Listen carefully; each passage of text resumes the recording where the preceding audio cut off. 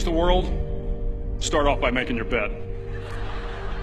If you make your bed every morning, you will have accomplished the first task of the day.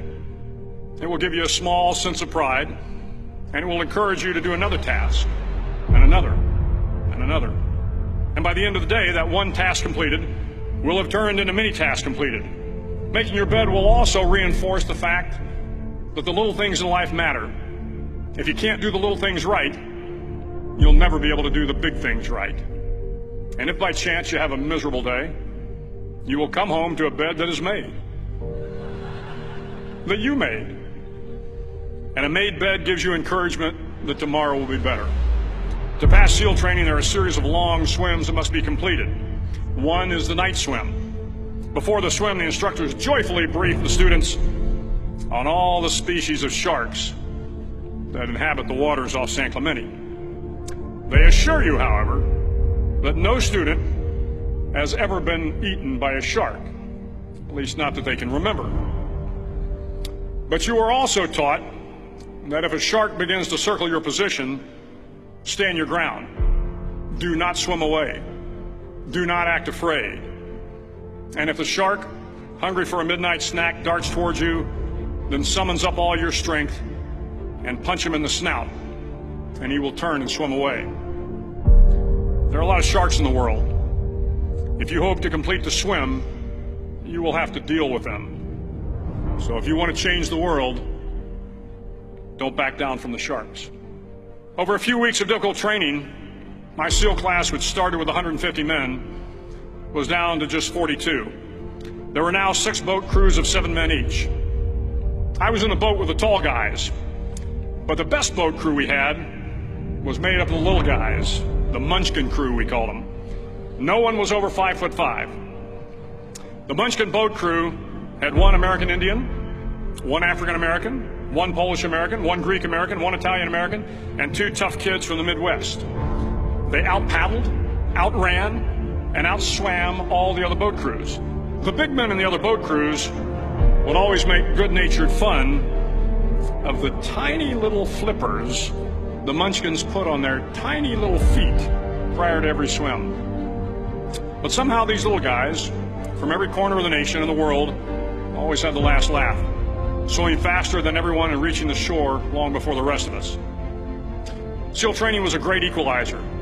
Nothing mattered but your will to succeed, not your color, not your ethnic background, not your education, not your social status.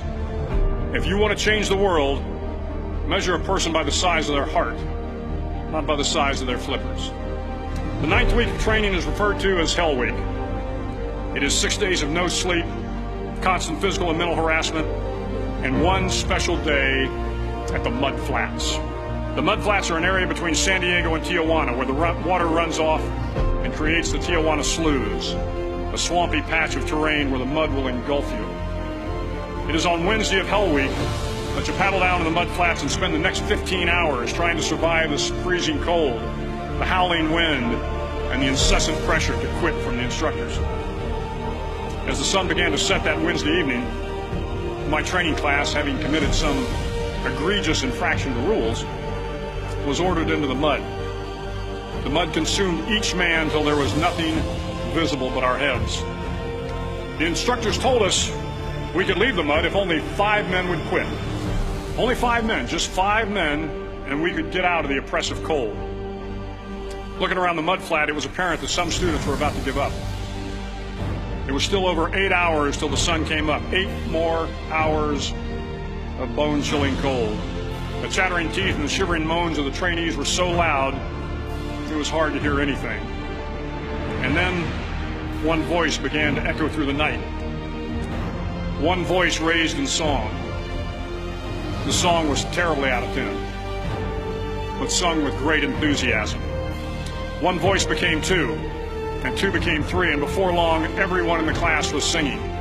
The instructors threatened us with more time in the mud if we kept up the singing, but the singing persisted, and somehow the mud seemed a little warmer, and the wind a little tamer, and the dawn not so far away.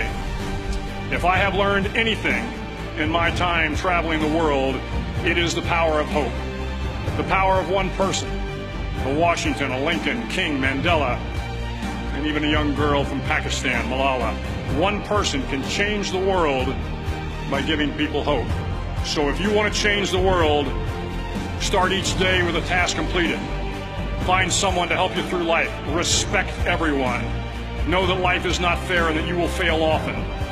But if you take some risks, step up when the times are the toughest, face down the bullies, lift up the downtrodden, and never ever give up. If you do these things, the next generation and the generations that follow will live in a world far better than the one we have today. And what started here will indeed have changed the world for the better.